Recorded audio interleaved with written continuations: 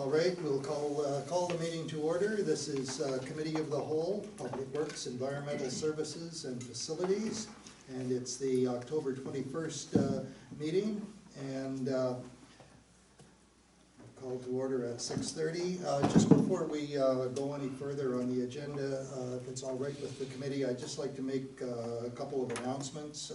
The first one, of course, as you can see, Mr. Grant is acting CAO tonight. CAO McKinstry is away tonight. And also in the audience we have Mr. John Bush. John, hi.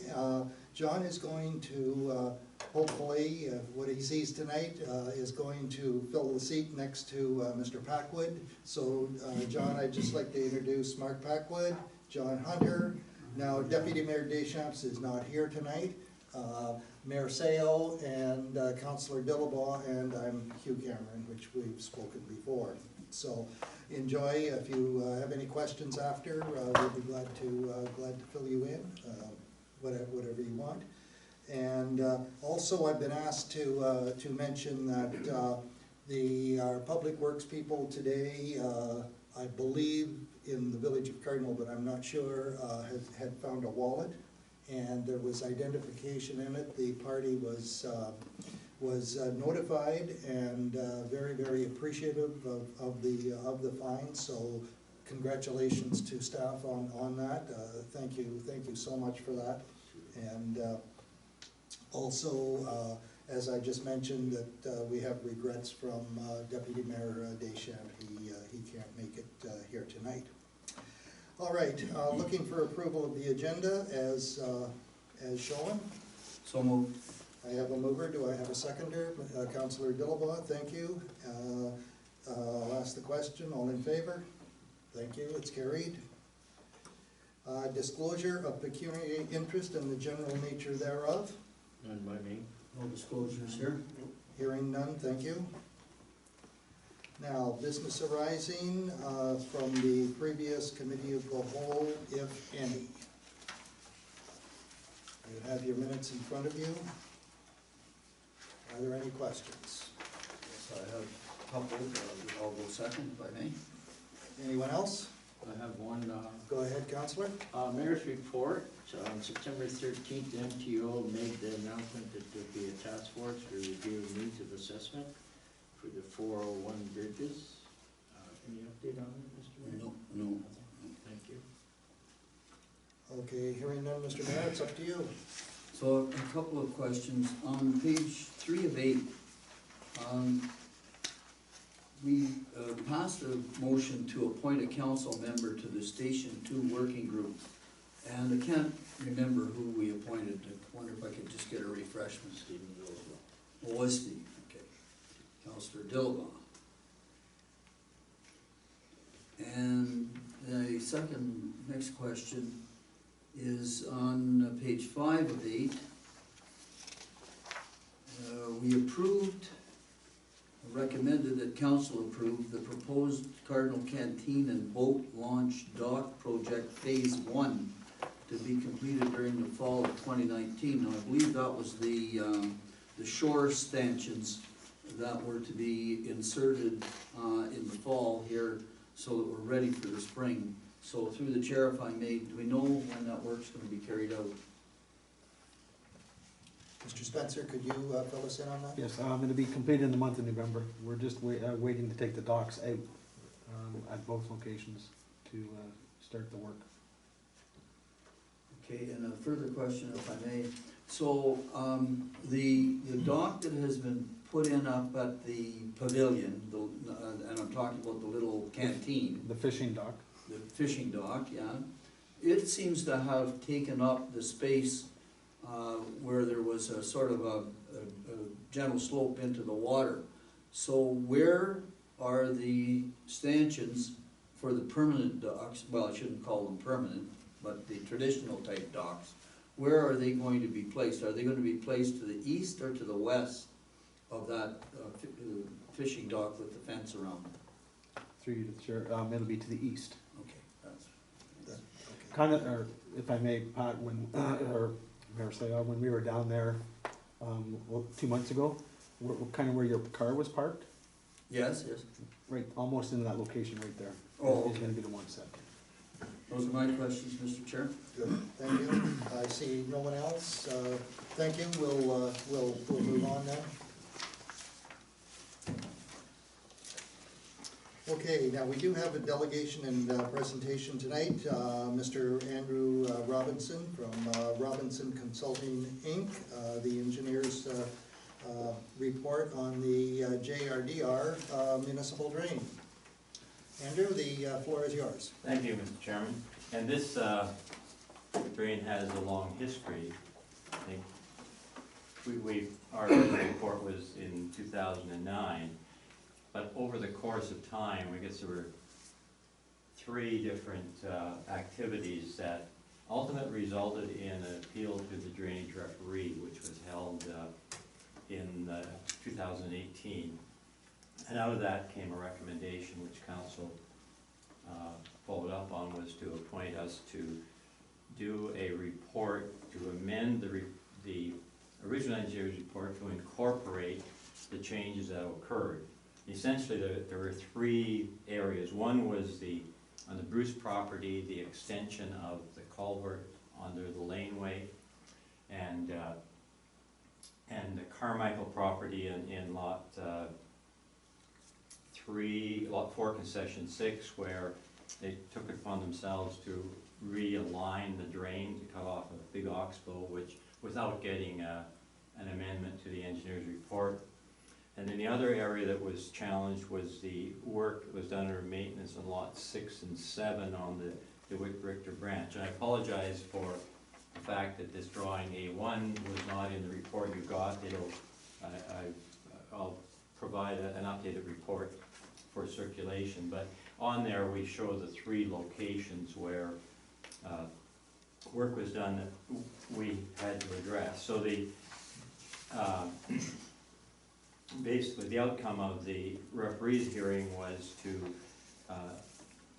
conclude that the work that was done on the Bruce property should not have been charged to all of the upstream landowners, and because it was extra work beyond what was provided to all of the other property owners who had land on both sides of the drain, and the referee dealt with that, so we haven't dealt with that in our report. In the case of the Carmichael property, as I indicated, they took it upon themselves to make a change to the drain, which they really, under the Drainage Act, cannot do. So that we have looked at that, and we've provided a plan of the work. And in both cases, we also inspected the work that had been done to ensure that it was up to the proper standard for the municipal drain, and as it happened, it was. The third area was the work that was done on lots 6 and 7 in concession 6. And this amounted to, a big chunk of the cost was associated with putting additional rock protection around the culvert under County Road 22, and there was also some flattening of slopes on the drain, both downstream and upstream of that area. And under the Drainage Act, there's a provision where maintenance can be done, and that's standard. But I think the feeling here was by some of the residents that they had gone beyond what would be considered maintenance, and therefore it shouldn't have been done under maintenance, and an engineer's report should have been undertaken. And that partly relates to the value of the work. If you're going to change a drain, then there's a limit as to how much you can spend. Now, we looked at this, and I must say, because it was a little bit different than we normally run into, looked at the option on whether or not we needed to essentially go through the full process of the Drainage Act, which includes an on-site meeting and all. But my conclusion was that given the nature of it, that the work, quite frankly, the work that was done around the culvert under County Road 22 is work that logically should have been done by the county. And you'll see when we get to the assessment, we're suggesting a portion of that cost.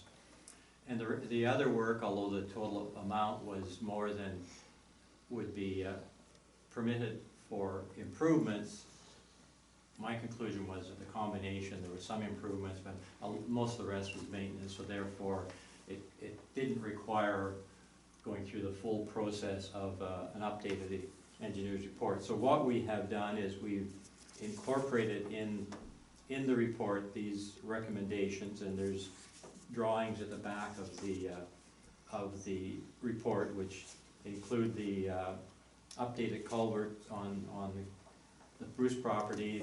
We've produced a plan and profile for the changes on the Carmichael property, and basically we've shown some cross sections of the drain to show how the drain is shaped now as in the area of the lots 6 and 7. And I'm kind of going through this fairly quickly. If you have questions, I'm happy to answer them after, but I know we're going to have an official meeting to present this later on, so that I'll do a little more wholesome presentation at that time, particularly if there are residents here who are interested. So under section 4 of the report on page 3, we talk about the assessments and deal with the Bruce property, the Carmichael property, and there is a provision in the Drainage Act for a special assessment for special benefit. And so we have essentially used that from the point of view of assigning the cost, particularly the cost of the engineer's report, to these properties, or part of it at least, to these properties. And then we've also looked at the maintenance in lot 6 and 7, concession 6. And on page 6, we've just put a little bit of a history in there for reference, to put it in perspective. But again, I won't go through that in any detail. But the total cost for the works in that area was $17,145.74. So what we have done with those costs is we've taken a look at the work that was undertaken and concluded that basically there was, let's say round figures, $5,900, which was for the extra rock protection around the culvert, and we've concluded that 80% of that, and that's not a precise number, but we think it's a pretty reasonable, should be assessed to the county for that work, because it basically is related to the culvert, and then the other $1,193 would be assessed against the upstream landowners. So that then if we just want to take a look at what is the last sheet in this report, which is the schedule of assessment. So what we've broken this down into is basically two parts. One is the section 78 report, which is what this is here you have before you.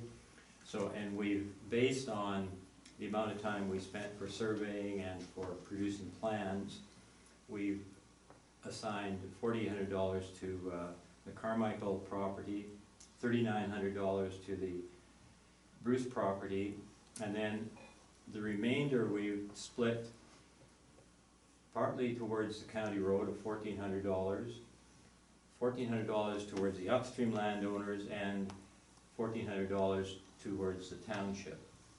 So for the section 78 report, the engineering report is a total of $12,900. Then under the column for maintenance, we've assigned $4,770 to the county road, or the county for the County Road 22, and $12,375.74, which will be charged to the upstream landowners, and that total is at $17,145.74. And then the total for our report plus the maintenance is $30,045.74. And I think on this, based on discussions with Dave, the upstream landowners have been assessed, likely most of them assessed more than they will end up owing, because originally the $30,000 some for the Bruce Crossing was assessed to all of the upstream landowners. So this, hopefully the upstream landowners will be happy with this, and Mr. Carmichael's and Bruce's, they know that, that they went through the referee's hearing, so they certainly know there's gonna be some assessment. They may take issue with what we indicated, but we think it's supportable, so I'm open to any questions you might have. Just before we go to questions, if any, remember, just want to draw to your attention that we will be discussing this further tonight in action item 7F, and also just to let you know that the next meeting, the large meeting that Andrew had mentioned, is scheduled for November 18th. So there will be ongoing discussion. So I'll open the floor. Any questions? I might just clarify, under the Drainage Act, there's what's called a meeting to consider the report, and that's the one that would occur on the 18th. And that's a council meeting, because ultimately council has to give its, I guess, approval. And at that meeting, you would give it first and second reading, assuming that you accept it, and then there's a provision for a quarter revision. And the quarter revision is where any of the assessed landowners have the right to, they need to present evidence, but they have the right to challenge their assessments, and that quarter revision, which is normally made up of either 3 or 5, they don't have to be counselors, but they have to be people who are either counselor or eligible to be counselor, eligible to vote. So that, after the meeting, consider, and there's some time frames in there. The quarter revision has to be held within a certain time frame. There is an option for people to appeal to the Drainage Tribunal if in the end, after the quarter revision, they're not happy with the assessments. To the tribunal. Or if they think there's something technically wrong with the report. And of course, having gone through the referee hearing already, you're likely aware that from a legal point of view, if for some reason there was a feeling that this report wasn't done in a legal way, they could appeal to the referee. Just putting that out there, hopefully that won't occur. This has been on. So I'm gonna start with just a few questions. Actually, I'm quite surprised at how low some of these assessments are, having been through this whole process, and including the tribunal. So the only thing that we will be considering at this special meeting on the 18th is we'll be considering this report. Yes. And you'll be here presenting it in detail. And if we give the receipt of the report, first and second reading, at that meeting, then the only appealable assessments are these new assessments. There'd be no appeal of the original assessments. By the original assessments, are you referring to the assessments for maintenance that were sent out? Yes. Or the,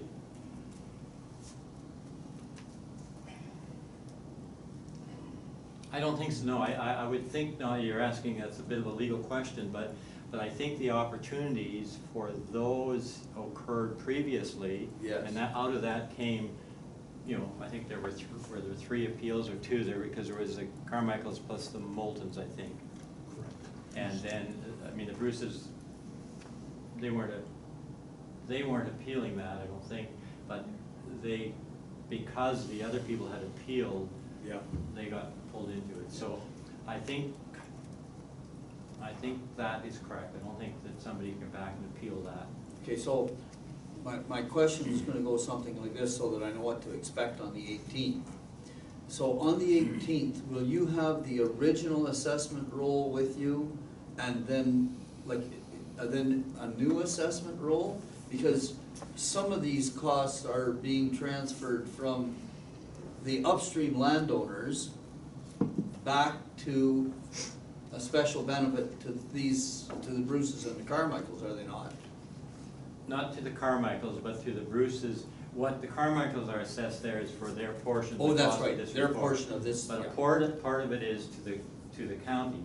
Yeah. And the other part is is, now the county is in this report, they weren't part of that. Right. Whereas the Bruces, what they were assessed originally was part of the outcome of the referee's hearing, so that's taken care of from the referee's point of view. So the county, we've assessed a portion of the cost for that maintenance to the county beyond what they would normally have been assessed on this. Now, we haven't dealt with that original assessment, so I would think on there, I'm gonna defer to Mr. Grant, because I think that if there are questions on that they would have to come from the township staff, because that's where it originally. So are the Bruces then still on the hook for the assessment that was provided from the tribunal? Oh, yes, Oh, they're, okay, and then this is an addition? yes. Okay, all right, I've got the picture now. Through the chair, just update, we will need to go through the complete section 78 process, Yeah, because there, as Mr. Robinson indicated, that there may be appeals, yep, which may ultimately adjust what's in this assessment schedule. But once we're through this process completely of the section 78, we'll have those final numbers, and then we can incorporate that in with those partial refunds for those that will be receiving a partial refund. yeah. So the section 78, really all the section 78 does is update the original engineer's report of the drain to incorporate these three changes, is that correct? Exactly. Yes, Well okay. put, yes. Okay.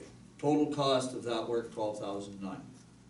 Yeah, the engineering part of it. Yeah, okay, I understand how it's. And part of what we did there in looking, trying to keep the costs in order is that, I looked very closely, I've explained in the report the idea of on-site meetings, which technically under section 8 you're supposed to have, but the fact that the Bruces were involved and were well aware of this happening, and the Carmichaels were involved and well aware of this happening, I didn't see any reason why we needed to have an on-site meeting for that. Now, when I looked at section 6, the areas 6 and 7, I wrestled with that one a little more, but as I've indicated in the report, I came to the conclusion that the work's already been done, and, there's nothing to be gained by having another meeting, which again costs more money, so, and I, although it's a little unique, the last case in particular, I think it's quite defensible, so. Okay. Those are my questions, Mr. Chairman. I just have one, I think Mr. Grant helped me before the meeting. This red out, is that what they call the upstream landowners Well- around here? Who's gonna pay this $13,775? It will be the people basically upstream of where the work in section 6 and 7 is done. Okay. So you can see that the most southerly circle on that plan that says, Lot section 6 and 7. 6, lot 6 and 7, maintenance. Yeah. Yeah, So under in the original engineer's report, there, and I think it's already been done, you go back and you'll take a look at the lands that are upstream of that. So it's not everybody on the water course, it's all of the lands that drain into that portion of the drain, essentially upstream of County Road 22 on the DeWitt Richter branch. Like there's two Yes. main branches there. yes, And that area is laid out in the original engineer's report, which the township would use to assign the proportion. And it's a proportion of whatever was in the original report. I mean, the amount is much less than the original report, but. okay, thank you. Counselor Hunter. I don't know whether I have much of a question or more of a comment. I guess it's part of a question.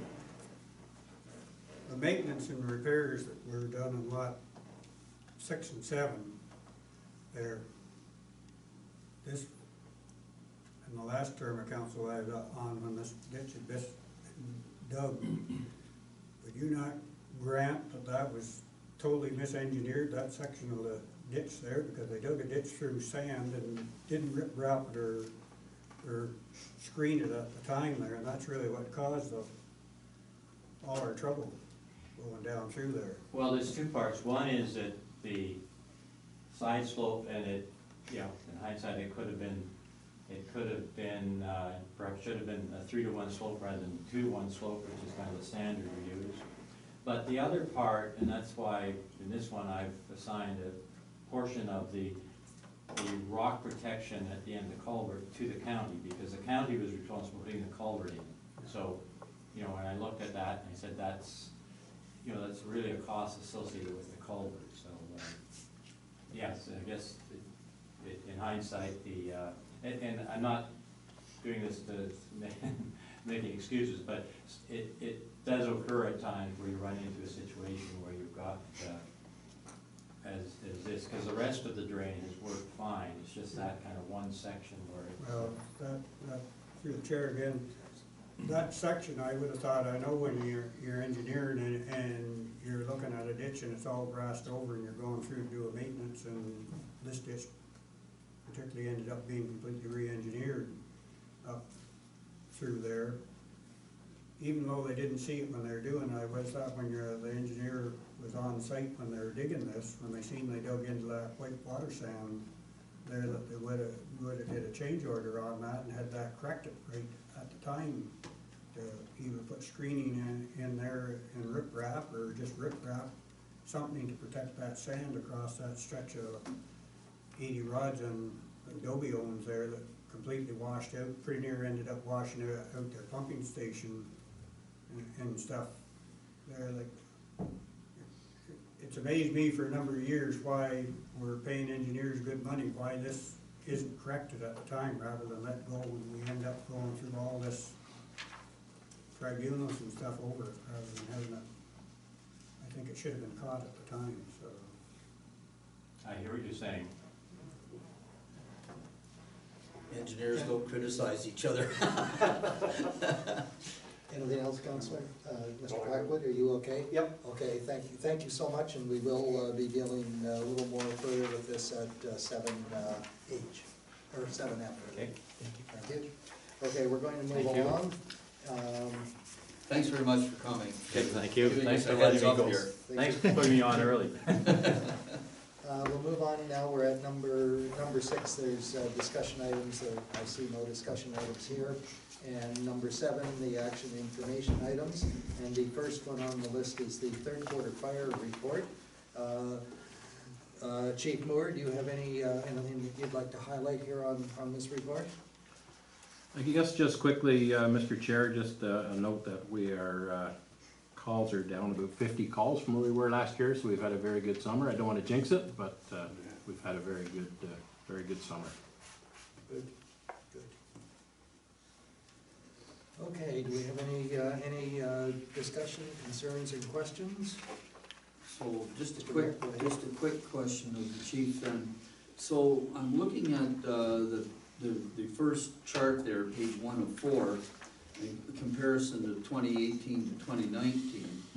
And so I noticed that there is quite a reduction in the third quarter, from 63 in 18 to 32 in 19. Yeah. So my question is there any way that I can relate that to a higher level of prevention activity? Through the chair, I'd definitely like to take credit for that. I don't know how we could quantify that, but I think some of it is definitely the new permit system. We seem to have a lot less burn complaints coming in after hours. Oh, seriously? Yeah, I see the fire and smoke in 18 was 21 and in 19 was only 1. So that's down considerably there.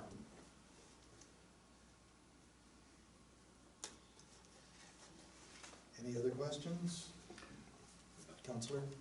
I have just one, Julie Chair. I wonder if you could help me out, Chief, is assistance not required, year to date 34. Is that, we get our page and we go off, and then you start going down the road and they turn us down? Through the chair, assistance not required would indicate that we arrived on scene, but our services were not required. either the ambulance is on scene for a medical and they say they don't need our help, or the OPP are on scene at a motor vehicle accident and they say fire's not required. If that was a 401 or whatever the case may be, do we get paid for that though? Through the chair, we do not. That's my project, Again, yeah. keepers, I don't like that. Yeah, Counselor Hunter, you had a question? Well, I was on the same kick as Councillor Dilbaugh was over this assistant not required. I think we discussed that a little bit the last time over. I think that it's, we're getting calls that we shouldn't be getting a lot of the time from our dispatchers that we're getting sent out on these. I take some of these are likely 911 calls that come into dispatch and we were notified to go on. I think we really gotta tighten up on this. If we're, I kinda agree with the mayor. I think if an agency sends us out on a dispatch, we've provided a service. We left the station and we went there and arrived on scene, whether we do anything or not. Our people have left their jobs, they went and burned fuel in a truck and drove a truck down the road. We should be getting, I can see maybe we don't get, what is it, $3.50 a unit or whatever, maybe we don't get the full price for it because we didn't have to unroll hoses or roll them up or one thing or another, but there should be a flat rate of something that we arrive at a $200 call or something, we get something for expending our resources. But other than that, I just have one more Go ahead. comment for the chief. Kind of a personal comment, I guess. You use our quarry for water and practice runs. I really appreciate that Tackleberry Construction appreciate that they notify the loader operator in the weigh scale the day if they're gonna be in at night to do it, and if they don't get an answer there to notify me personally, and I'll get a hold of head office and notify them, because we have no problem if he's coming in at all at any time, night or day doing it, but if it's just, if it's an emergency, you're coming in for water, that's totally accept it, we don't worry about that, but if it's doing practice or shuttle runs that you're doing or something, we do need to be notified, because we do have the liability coverage from the trucks are coming in and out, so I just like to be notified that it's recorded in our books that we were notified that these are coming in, so. Duly noted. Thank you. Mr. Packwood, any other questions, Mr. Mayor? Just one thing, I appreciated the note on the back, with the members as of September the 30th, resignation of 3 personnel, and I see the reasons, and I appreciate, now getting a kind of a feel for the reasons that we're losing, people off the stations. My next question is sort of, how are you finding the recruitment going? Through the chair, we had an information session, I believe, last week. We only had 6 applicants, but they seem like they're good potential future firefighters. And are they spread, through the chair if I may, are they spread between the 2 stations, the 6 applicants? Through the chair, they seem to be more in the north end. The ones that I'm aware of are more in the north. Okay. To the chair, that'd be station 2 then? In Cardinal? Station 1. Station And I just have one question, Chief Moore, and that is just with the 20 people at Station 2, I know you're never satisfied, but I know that, are you satisfied you're covered sufficiently with the 20 members? Through the chair, again, being a volunteer organization, we're at the mercy of the volunteers' availability. So there are times we're flush, and there are definitely times when we will struggle to have a good task force. Good luck on the recruitment. Thank you for that. Any other questions? So just, again, once more through the chair. So going back to the assistance not required issue, just remind members of the committee that we have asked the clerk of the department to issue invoices, whether or not our assistance is required. Because then basically what we do is we track which invoices are paid and which invoices are not paid. And we use that basic information as the basic ammunition, if I can use it that way, that we provide when we ask for a meeting with the minister during either the Roma conference or the AMO conference. And we have another run at this issue now in January and in August next year. We kind of didn't make a big push on this issue this past Roma conference, mainly because the new council was just getting up and running. I had a number of other things in my mind, and the county was quite active with Roma delegations, but I'm hopeful that somebody on this council will take a personal interest in this issue and perhaps be the champion for this issue at a Roma conference. Get the brief ready. Takes a fair amount of time to put the brief together, and it also takes a fair amount of time to prepare the speaking notes. You've got 15 minutes with the minister. You've got 15 minutes to make your pitch, answer the questions, and get out of the room. So just put that out for the members of the committee.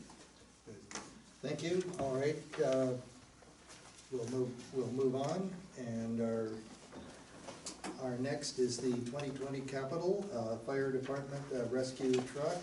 And Chief, we do have a recommendation with this, and I'll just read the recommendation before we go any further. And it is that committee recommends that council provide 2020 pre-budget approval and award the fire department rescue truck to LaFleur Industries at a cost of $338,668.00, excluding non-rebatable HST and direct staff to execute the required documents.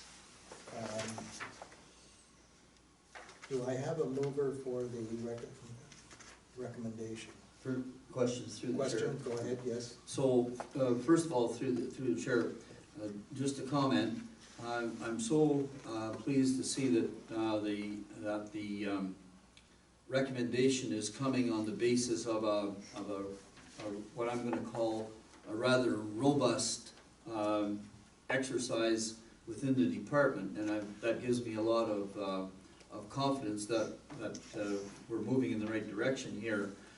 But now we're approving $338,668 as a pre-budget approval.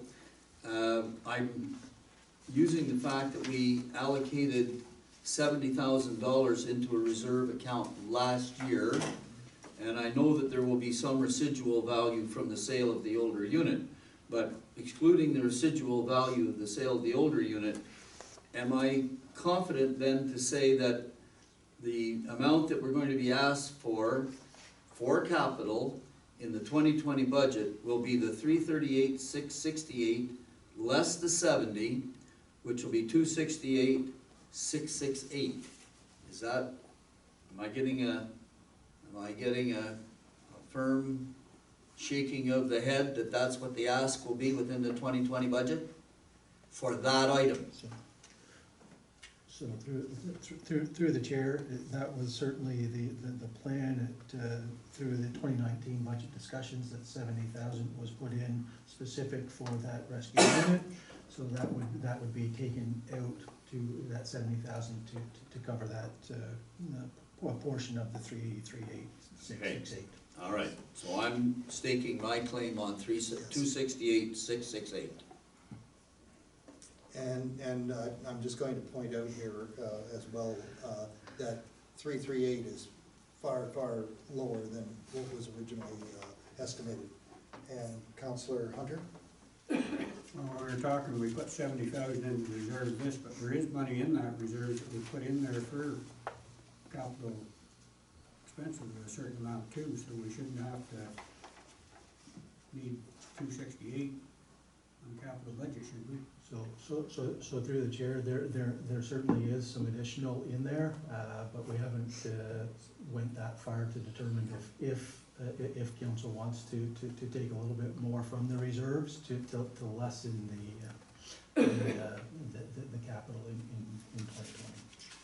So budget discussion. So For his money, there $100,000, is, I'm not sure what that number is. Do you know off the top, chief? The vehicle reserve, Yes. through the chair, I believe the reserve is around 385,000 per vehicle. Okay, thank you. Mr. Packwood, do you have any questions? No, just an excellent deal with a good company. It is a good deal. It really is. Okay, any other questions? Okay, hearing none, I'm going to ask for a mover for the recommendation, please. Councillor Hunter, I need a seconder. Councillor Dillabaugh, thank you. I'm going to call the question. All in favor? Aye. Aye, that's carried, thank you. Now we'll move on to section C, which is the third quarter facility maintenance report. And Mr. Spencer, do you have anything you'd like to highlight on this? Thank you, Mr. Chair. I'll just, excuse me, just touch on a couple items. Third quarter was, our summers are always busy because we do have all of our facilities running, pools, parks, arena. So just indicating when the pools were closed up and maintenance performed on blowing out the lines and that.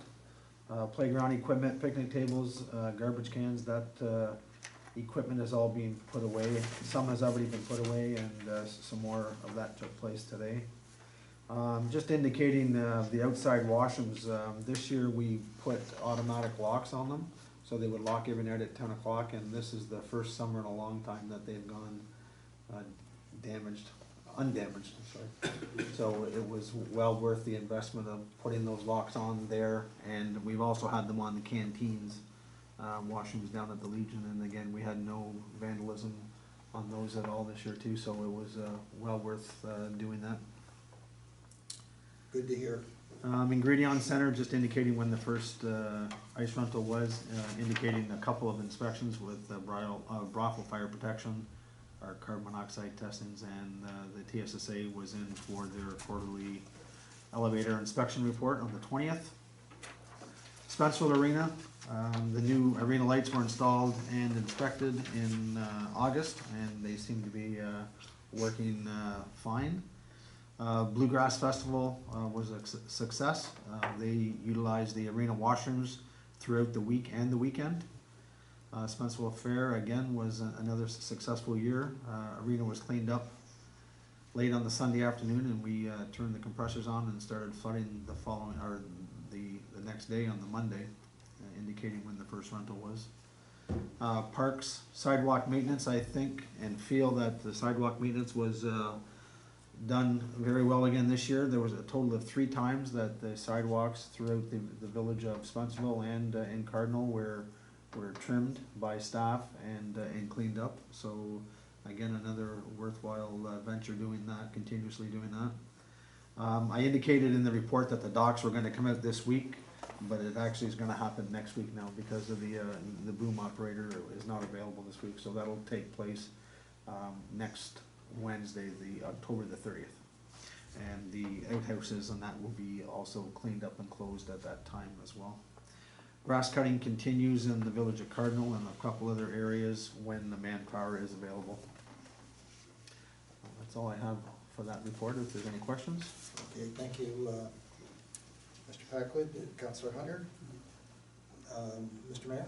So through the chair, if I can, so the new arena lights at the Spencerville Arena, that project is complete? That is correct. Do we have final costing on it? It was below the budgeted price. Below budget? Yeah. Okay. Not by much, but by a couple $100. And that's all now LED fixtures and On the fixtures ice, and, on the ice surface. oh, on the ice circles? That's correct. We got rid of the old, we took out the induction lighting and replaced it with the LED lights. Not the whole rink, just our ice surface. A lot of the arena already has LED lights in them. Right. All our outside lamps around the outside of the building are already LED. A lot of the change rooms are LED already, so we are just slowly just changing those as they go. All the light packs for the emergency lights are all LED now. That's the stuff that we've been doing over the last couple of years, but it's the arena lights that were completed. Okay. Councillor Dillabaugh, any No, I have questions, nothing. questions Thank or you. concerns? Thank you, Mr. Spencer, appreciate that report. We'll now move on to 7D, and this is also a information item, and this is the third quarter facility stats report update. And Mr. Spencer, do you have anything to highlight here? I'll just briefly go through on, just page 2 breaks down the facilities that we have indicated. Page 3 has the arena breakdown. Again, the arena for August was strictly for Ingredion Center. And in Spencerville, I'm indicating, as you can see, that the Spencerville Fair was, every 7 years, the Spencerville Fair is on the latest available time that it can be, so it was this year. So our ice this year was not available until the 21st of September, where last year it was available on the 16th. So just the difference of 4 or 5 days sometimes. I have a breakdown quarter to quarter comparison, and the numbers all look well there. Diamond usage, and then I'll get into page 4. Page 4, I've given you a breakdown of our summer programs with the swimming lessons, just indicating what our numbers were for 217, 218, and then our numbers for 219.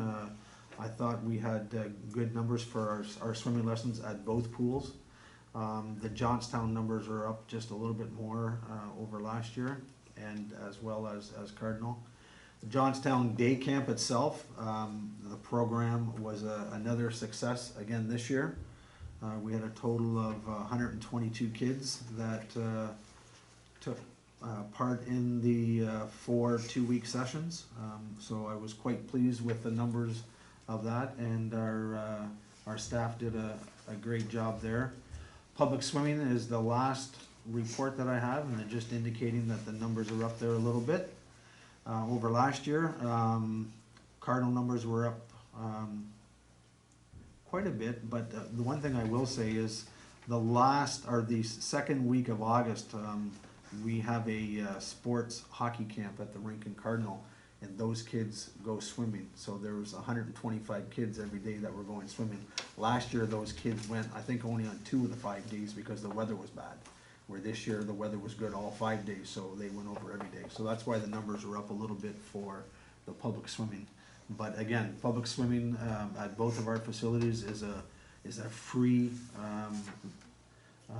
product that we offer, and I think it's a well used program. I didn't talk much about the adult swimming, but those numbers were good as well. And the AquaFit programs, again, it's stuff that we are offering at our facilities for free, and the numbers continue to increase. Yes, Mr. Mayor, you go ahead. And I would just like to say, because I gotta get it in here through the chair if I may, the ladies tell me it's the steps in the pool in Cardinal. Yeah. Perfect. I will, and if I could just say one thing, in the report I don't have, but it's something that we have offered for the last couple of years in Johnstown on Friday mornings, is the Y and the Fly program. It's a senior aerobics program, and we hire a instructor from the Brothel Y. I was able to just finalize that contract last week. They had some issues with the Y.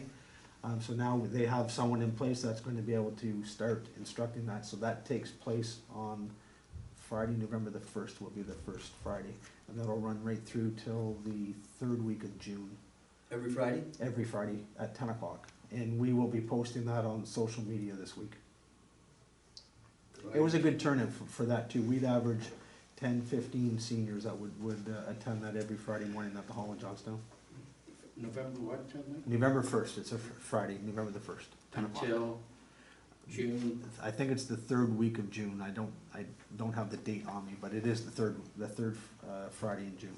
Is there a cost to that? It's free for the seniors. Questions, Counselor? Counselor? I'm gonna get Mr. Spencer on the hot water here, I guess. Our ice centers here, we have 90% prime time rent. How many hours of prime time do we have at each rate? Do you consider prime time? I consider prime time 4:30 in the afternoon till 11 o'clock at night, Monday to Friday. Yeah. And then 7 o'clock in the morning till 11 o'clock on Saturdays and Sundays. So what's our total hours that we have available? Have you 450 and 120. 15? Yeah, it's based on the numbers that I have, just go back to my chart here for a sec if I can. Expensable would be less because it opened later. In the Yeah, so for the month of September, there was 450 hours available, so that's what I calculate that at. So we got the same hours now in Spencerville? Well, we do now that, Yeah. like, the full month of October. So we have 90% that's under contract, have we? That's correct, That means it was 10% that wasn't rented. that's correct. That's the issue that I was, That's where I'm getting at, so it looks like we got 90 hours of ice a week in 2 arenas that we could rent. 90% of our ice is rented. Yeah, so we got 10% now, we got 450 hours. We got 10%. 45 hours in each rink. Yeah, but that's prime, but no, but that, the 90% is prime time though. The 450 is all the hours that are Okay, available. so how many hours of available. prime time? How many hours of prime time ice do we have available right Yeah. now? In Cardinal, you would have 4 hours, Yeah. and in Spencerville, you would have 4.5. Not a And lot, though, eh? no, but, and I will say that all those were rented last year. And South Grenville chose this year to take less hours. South Grenville chose not to take Saturday and Sunday mornings. South At Grenville 7 o'clock. minor hockey? That's correct. That's not what we heard That's the other what I night. heard, yeah. Well, I can only tell you what's on the contracts. So the contracts last year, South Grenville minor hockey took Saturday and Sunday mornings from 7 AM till 8 AM, which was a nice slot that we had in the last 10 years had not rented. And because of the Prescott closure, they took those slots. This year, they chose not to take them. From 7 AM to 8 AM? That's correct. They're just plenty of hours. And then we have also an open hour on Sundays from 7:30 PM till 8:30 PM. And no one has taken that either, and they've all been offered it. So these, through the chair again, the ice hours we rented this year, I know the Cyclones have taken a fair amount of ice in Cardinal this year, right? The Cyclones have, through the chair, sorry, the Cyclones have the same hours this year as they did last year. Same ice slots too, same hour, same individual ice slots. As well as the Kings. The Rito St. Lawrence Girls Thunder gave back an hour and a half on Saturday mornings, and I gave that to the Prescott Figure Skating Club. Because South Grenville didn't want it. And boy, you had a great turnout on Saturday, I'll tell you. I'm not sure, I wasn't there. I was, Oh, okay. and it was good, yeah. So, So, through the chair, Petersburg Figure Skating Club, they have, what, about 10 hours a week of ice time? They, through the chair, they have Tuesday nights from 5 till 7:30, 5 PM to 7:30. On Thursday nights, they have 4:30 to 7:30, so that's 3 hours. And then they have an hour on Saturdays from 10 to 11. 6.5 hours a week. So the two ice clubs went together, they basically have 8 hours of ice time that they could have between them if they just went together. Through the chair, I've suggested to both parties for the last 3 years that they should be blending their organizations together, and is just a power struggle on both ends, and they choose not to do that. Because the numbers, I mean, on Tuesday night, I was over here at the Spencerville Arena, and I think I counted 15 kids on the ice for the figure skating club during their hour and a half session. Yeah, that'd be stretching it, I think, so they must have some. Yeah.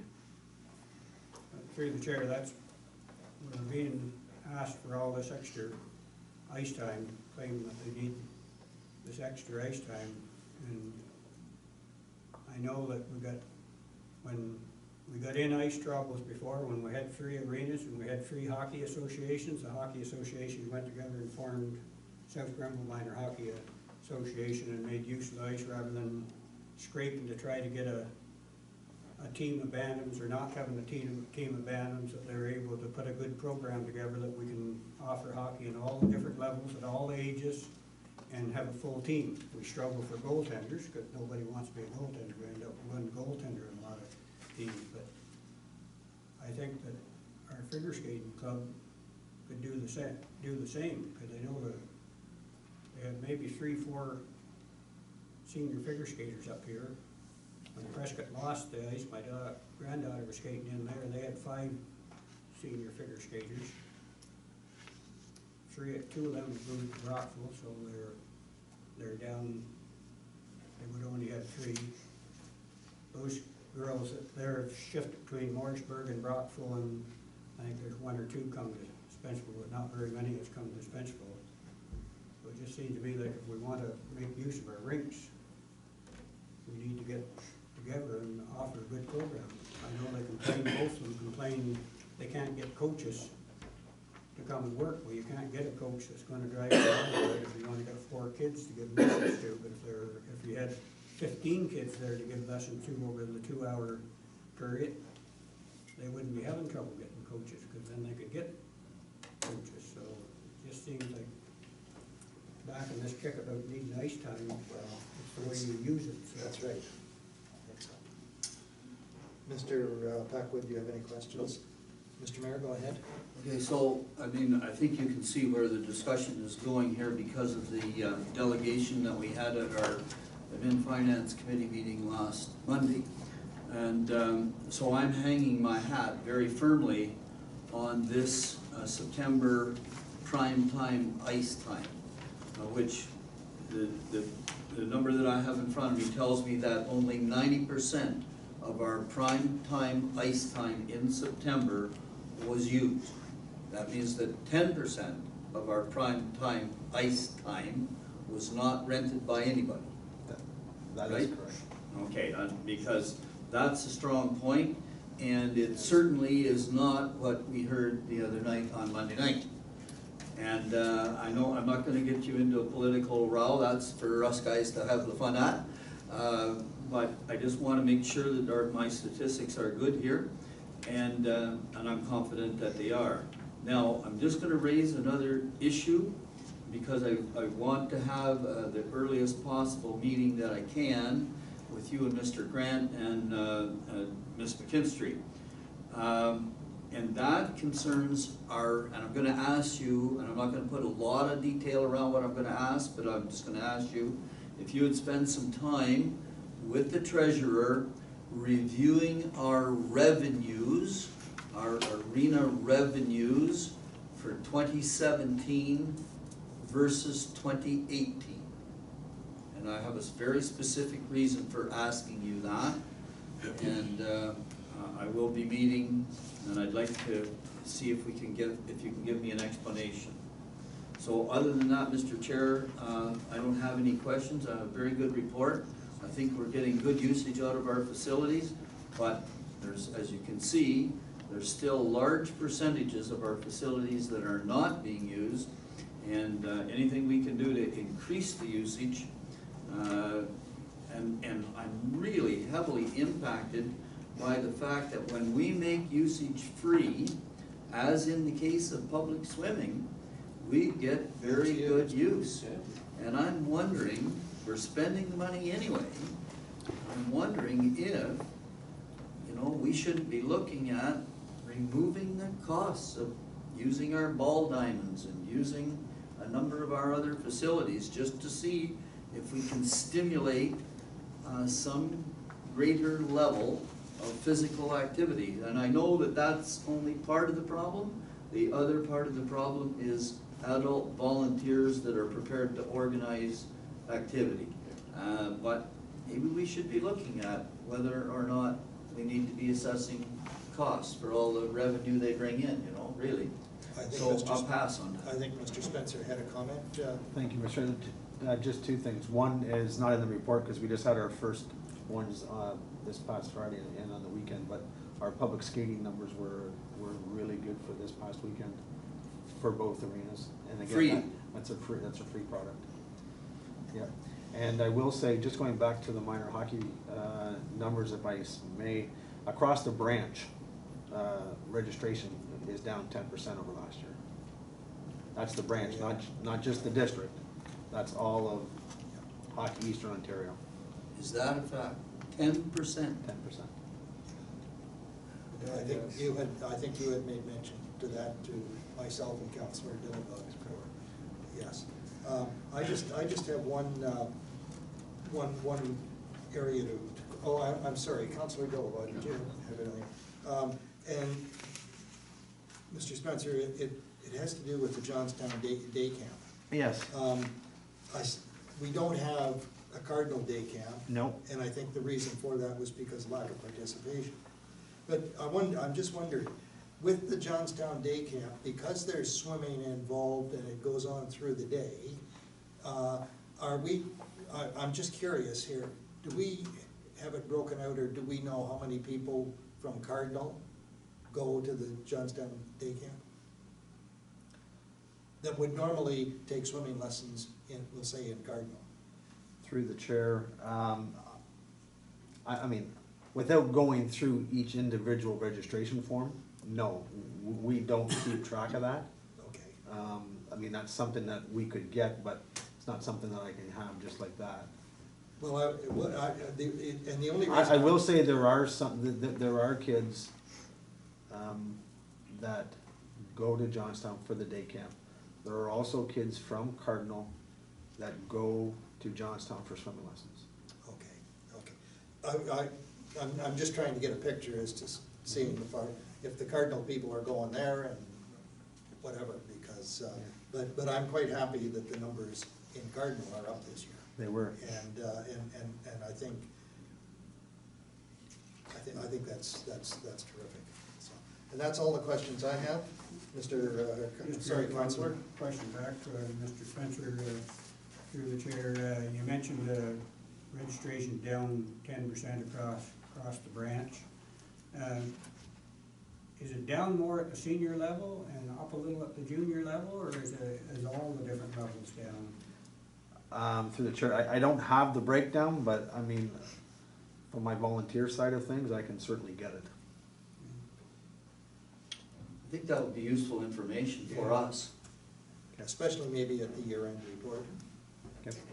if that would be possible. Yep, I can Well- Just gives an idea in ice, because as you're quite aware, the lower pre-types and stuff are being mandated to go to half ice Yep. practices, so if half the registration in the district is all using half ice instead of full ices that they did use, that's gonna impact our prime time rentals down the road, so. Through the chair, for example, the Rideau St. Lawrence Kings have a novice team. Again, I'm not sure if everyone's aware, but novice hockey this year has gone to half ice. So, for example, the Rideau Kings, they have a team of 16 kids, so if they're going to Cornwall to play Cornwall, or Cornwall comes here, what happens is they split the ice in half. 8 kids go on one side, 8 kids go on the other, and they play 2 games at the same time. So through the chair, if I can just get you to elaborate on that, because Councillor Hunter first brought this to my attention last week. So at what level is it mandated that kids will split ice? Half a rink each? Novice hockey is mandated by Hockey Canada now. Okay, that's the little kids? That's 6 and 7 year olds. Okay, so the 6 and 7 years old must use half of a rink, That's correct. and that's mandated by what organization? Hockey Canada. Hockey Canada. And so what about the next level up?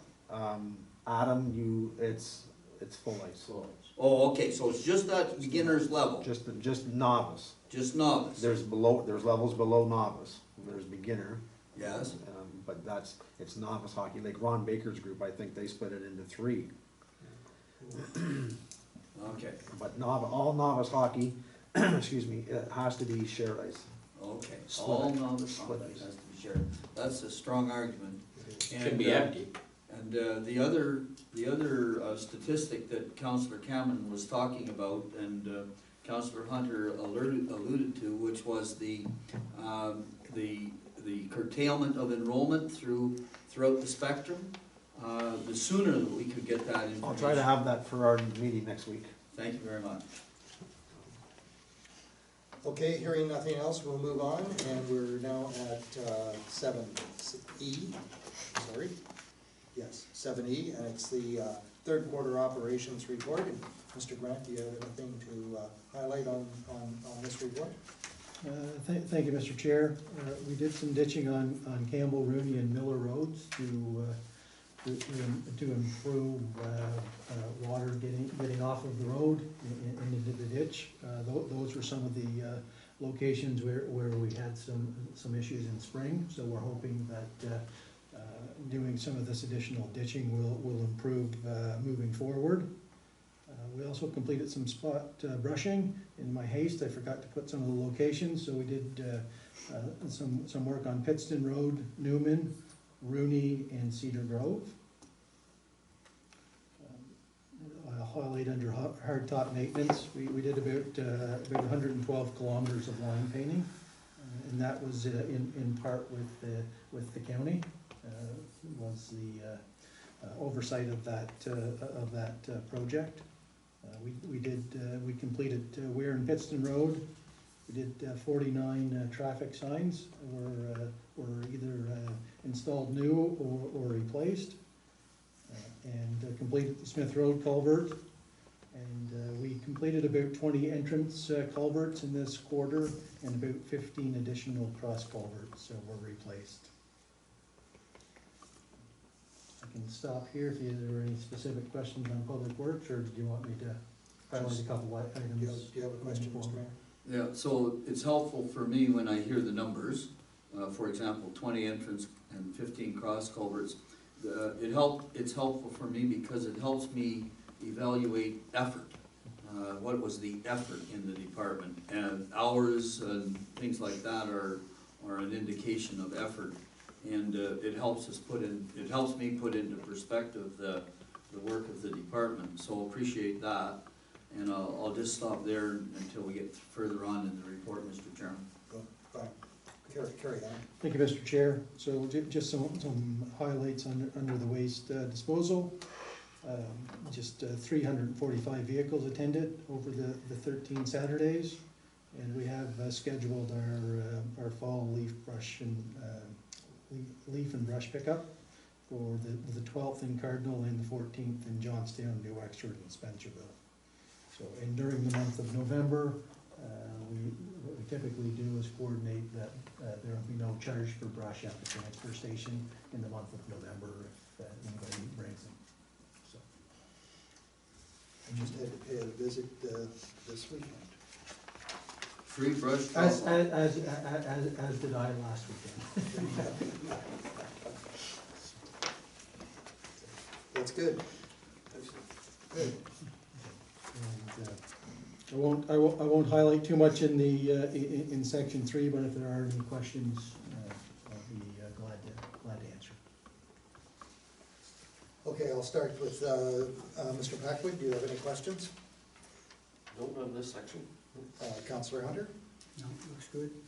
Mr. Mayor, go So ahead. just comforting to note that all of the testing results are below the threshold levels. Appreciate that. Appreciate the report. Councillor Bill, any questions? Yes, Smith Road, excellent job. I've been on it half a dozen times, from the start to the beginning, and geez, you guys really worked it there. One day, I didn't even know we owned that much of equipment. I've seen it all there. And the Leafs pickups and so on, Tuesday, November 12th and the 14th, do we put that in the paper or on the net, or does people know? Yes, typically we put that in the local paper at least a week or 2 weeks prior, and then also we post it on the website and through social media. Thank you. And just while we're on that topic, I'd just like to point out that this summer I lost a large tree on my property, and I have gone from 40 bags last year per time, 40 bags to 0. You got a lot more penwood. I do. If I may, through the chair, I'm sure the crew appreciates the, Well, and the problem was, as we've discussed this before, because we were limited to 10 or 12 bags, I had 12 bags, and 12 bags, and 12 bags, and 12 bags throughout the village. But anyway, besides that, thank you for the report. If there's no other questions, we'll move on. And we are now at 7F, Public Works, and this is the JRDR municipal drain, which we heard the engineer reporting a little bit earlier. And we do have a recommendation on this, and the recommendation is that committee recommends that council, number one, receive the Section 78 Amendment Engineers Report for the James Riley DeWitt Richter Municipal Drain, dated and filed on October 15th, 2019 by Robinson Consultants, Inc. And number two, direct the clerk to send a notice of a meeting to consider the report on Monday, November 18th, 2019 at 6 p.m. To all the owners that form part of the drain. Discussion. Please move. Are you moving for the recommendation? Yeah. Thank you. Do I have a seconder? Mr. Packwood, I'll take you this time. Any questions? We have motion on the table. Any questions, concerns here? I'll call the question. All in favor? Aye. Aye. That's carried. Thank you. Now we're moving on to 7G, and it's the Shooten branch of the JRDR maintenance. There is a recommendation with this as well. The recommendation reads that committee recommends that council award the Shooten Municipal Drain Cleanout Project to Lloyd McMillan Equipment Limited in the amount of $32,375 and no cents plus non-rebatable HST based on the recommendation of the Greer Galloway Group. And you have the briefing note in front of you. Could I have a mover for the recommendation, please? Councillor Hunter, and a seconder, Councillor Dillabaugh. Thank you. Any questions, concerns? I'm going to ask the question. All in favor? Aye. Aye. It's carried. Thank you. And we're moving on now to the winter maintenance level of service policy. Also, we have a recommendation here. And the recommendation reads that committee recommends that council adopt the revised winter maintenance level of service policy. And it is extensive. There are changes to it, and the changes are highlighted in 3 different colors. And it's quite straightforward, but quite detailed. and also detailed. Yes. Okay, I have read the recommendation. Could I have a mover, please? Councillor Dillabaugh, and a seconder, Mr. Packwood. Questions, concerns? Yes, I'm going through the chair. Go right ahead. So I'm going to express a concern. I'm going to support the recommendation, but I'm going to express a concern as it pertains to this thing, this new thing introduced by Ontario Regulation 239.02, this new thing called a significant weather event. And I know that we have a policy for declaring that this type of event and that this type of event is imminent. My worry is, and I do express this in the most sincere terms, it's very easy to declare that these events are coming, and I understand that part of the reason for introducing these events is that when we declare a significant weather event, this policy basically goes out the window. Well, maybe that's a bit harsh, or maybe it's a bit overriding, but this policy, as I understand it, basically goes into suspension and gives us more time to do the clearing. Now, I'll give Mr. Grant an opportunity to rebut that. And so I can see that there are some advantages to the corporation for declaring the event, because if we declare the event, we have more time to clear and more time to get the roads back to their normal circumstance, and during that period of time, we're not subject to the same level of liability. But it's just the whole idea that I don't think these events should be declared unless the snow is on the ground, if I can put it that way. So I'd like Mr. Grant to respond to that. Am I correct in the understanding that the policy then becomes, in a sense, suspended? The timelines to get things cleared up become suspended. Is that a correct interpretation of what happens? So through the chair, that is correct. That it gives a little more latitude and flexibility to operation. And at certain points, we also have to be cognizant that it's potentially not safe to have our operators out there performing some of those operations in certain circumstances.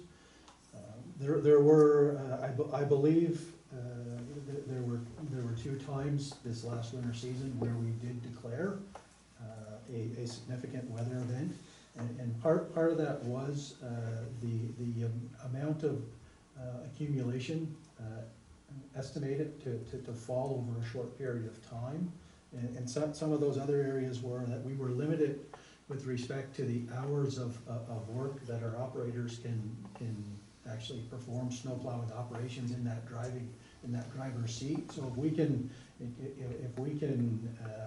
potentially extend that time from 8 hours maybe to 10 or 12 hours, give them some extra time out of that driver's seat, so they get a little extra rest. If we can get things cleaned up closer to the end of the storm, then what really happens is we get people moving faster in that transportation network after the snowfall has completed. And Mr. Through the chair, and the counterpoint to that argument is as follows. The elected officials, the council sets the policy. And the staff declares a significant weather event, which in essence overrides the policy. And I know that there are times when it probably should and could be done, could and should, but I'd just like to see it used only sparingly, and again, as I say, when the snow is on the ground, not in anticipation. And my concern is very widespread, because I'm sick and tired of hearing news reports and weather reports over the radio about what a tremendous rainfall we're gonna have, or what a tremendous snowfall we're gonna have, and then it never materializes. So I rest my case, and I'm still gonna support the policy. And just a comment here from the chair is that I'm going to support the recommendation as well, and I am a little concerned about this as well. I'd like it used as little as possible. And I think we had 2 instances last year, and everything seemed to work out. But I also recall last year, I think we had numerous school bus shutdowns, or where a drop of rain fell and they shut the bus down on more than one occasion. And it was just a little, let's put it this way, maybe hard to swallow, I guess. But anyway, hopefully this will. Any other questions? Through the chair. Yes, Mr. Packwood. Mr. Grant, do you, whenever you use this, do you ever tell members of council that you've done it, or you're doing it? Yes. So both times we had tried to give a little bit of advance notice that we're monitoring the weather, here's the situation, and we may be potentially utilizing the significant winter event, and then we certainly notify when that's in play, advertise it through our website, and then once it's complete, we go through. And I guess I would just point out that there were substantially a lot more weather advisories over that winter season than, so it's certainly not that any kind of weather advisory that we're looking to issue this significant weather event. We don't want to have to reach that point where it is a significant weather event, because we don't want it to be a default position. We want to be out there as much as possible and providing that service. But again, I don't want us to get ourselves in the position that the school boards are Yeah. in. People are beginning to laugh at the school boards. And I think it's absolute foolishness, some of the cancellations that they declare, and close down the buses for a day and leave the kids sitting at home, parents well, in many cases for no reason. So I just don't wanna get us in the position where we're in the same position as the school boards. People are laughing at us to the same extent, and they are laughing. It's not a joke anymore. It is a joke. I'll come down the line, Councillor Hunter.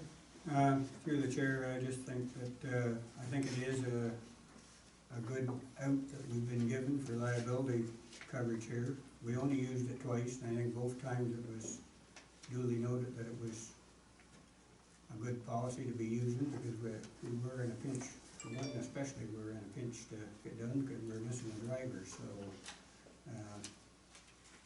I think it's good, I support it. I think staff does a good job of picking the time that they're gonna use it.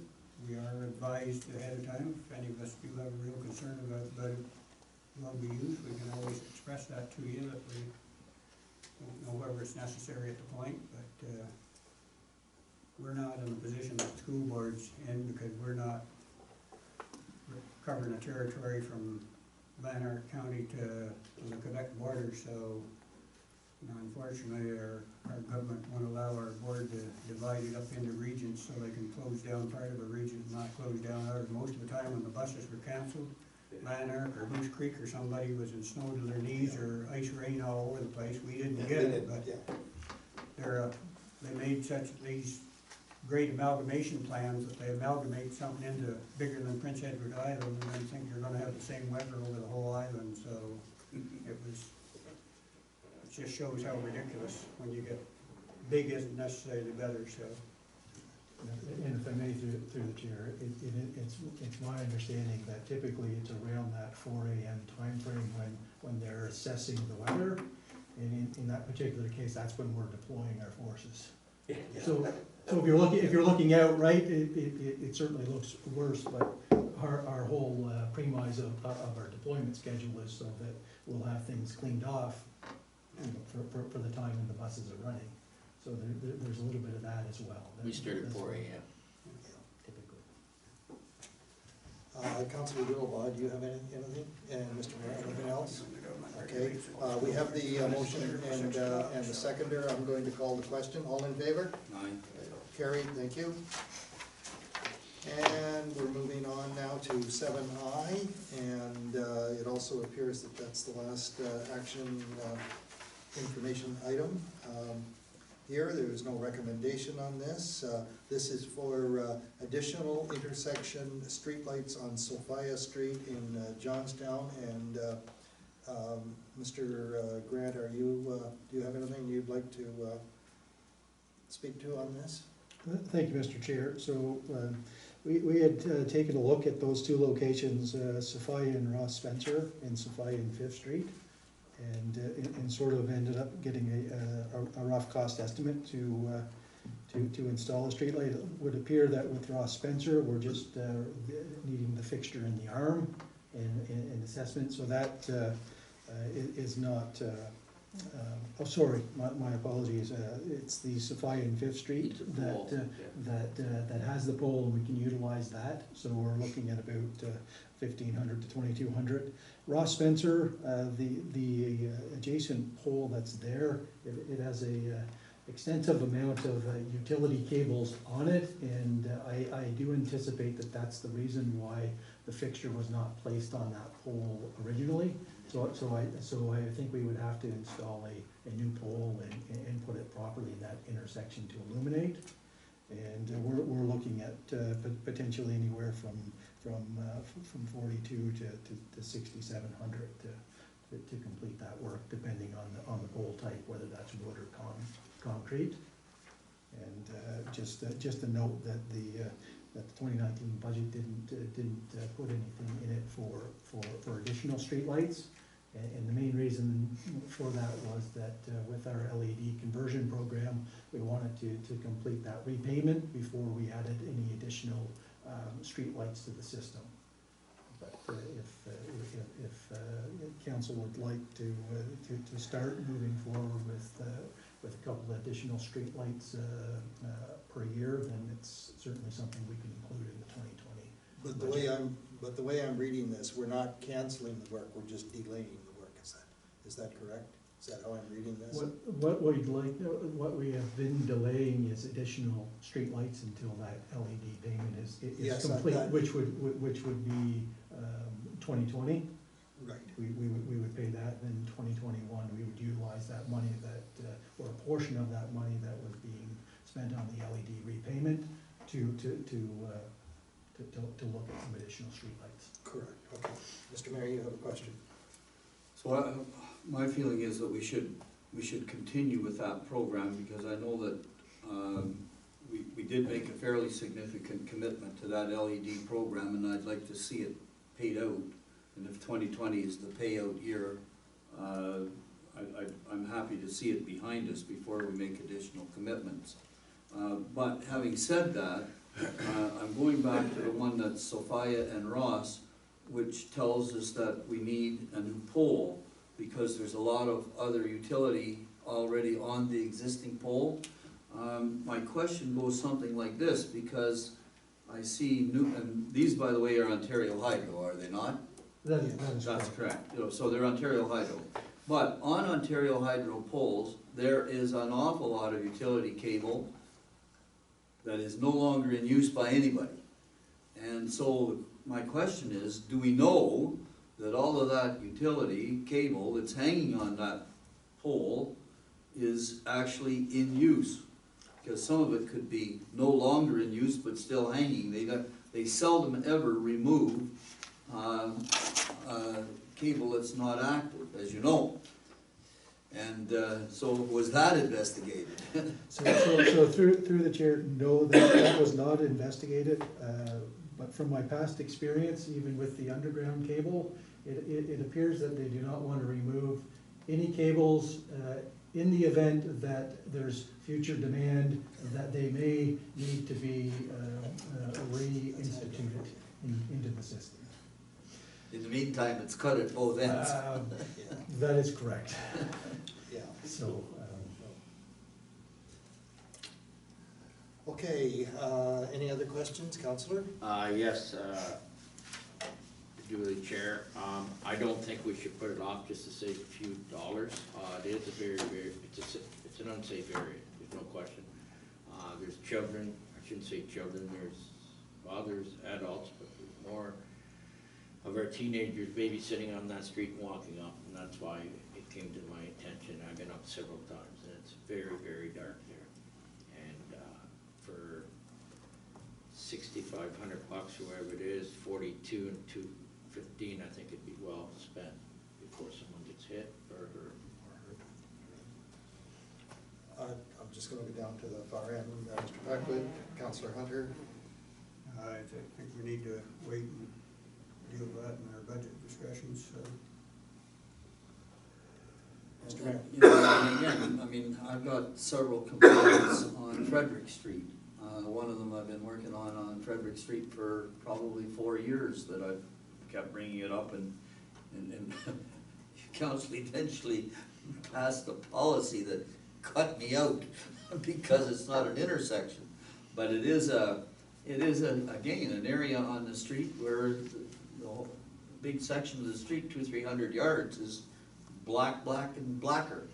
And those people have been asking for light and light fixtures on poles, and you know, I mean, it gets to the situation where you know, you've got a string of a street, a long street, and with no illumination whatsoever. And these are two other locations where I'm not saying that there isn't any illumination, but there are a lot of other people looking for illumination as well. So, you know, I'd like to see it wait until budget discussion time and see how it makes out at discussion. Maybe in the meantime, staff can find a different way of doing it, I don't know how, but. Well, there's no recommendation shown on this, so, So through the chair, is it the general feeling to put something in the 2020 budget for discussion? Or, I'd be in favor of that, yeah. so Yeah. would I. Yes.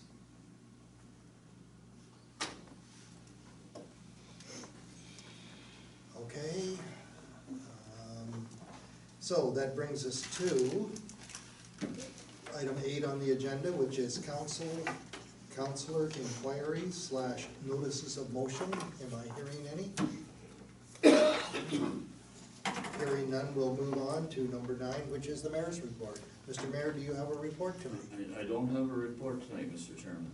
Good God, I came down from the heavens and struck. That brings us to number. I'm sorry. Brings us to number 10. Are there any questions? John Bush, you're the only one in the gallery tonight. Do you have any questions at the moment? Good, thank you. We have no closed session tonight. I'm seeing that. So no, we're now at number 12, which is adjournment. Moved by Mr. Packwood and seconded by Councillor Dillabaugh. All in favor? Aye. And we are adjourned at 8:02. 8:02.